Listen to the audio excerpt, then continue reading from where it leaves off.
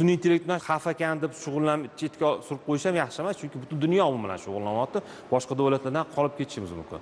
Lekin bundan suiiste'mol qilish kerak emas. Me'yorda foydalanish kerak deb o'ylayman, chunki ishni topshirib qo'yish kerak emas. Ya'ni o'sha mantiqiy fikrlashni ham esdan chiqarish kerak emas, tahlilni esdan chiqarish emas, ko'r-ko'rona bularni bergan ma'lumotga ishonish kerak emas. Uni yana qaytadan tekshirish, tahlil qilish kerak bo'ladi. Sun'iy intellekt bu xavf va imkoniyatdir. Nimagaki? Sun'iy intellekt bu ko'pchilik aytadi, sun'iy intellekt odamni o'rnini egallaydi. Unaqa emas.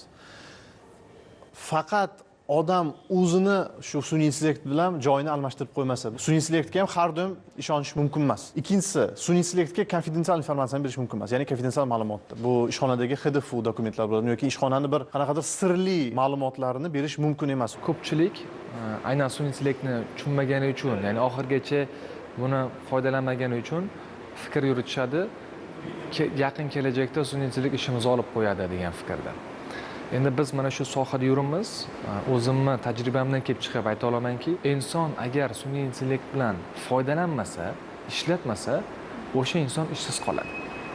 Agar inson sun'iy intellektni to'g'ri yo'nalish ishlatishni bila olsa va o'zining ishida bu narsani olib borsa, eng yuqori ya'ni mutaxassislardan biri bo'ladi.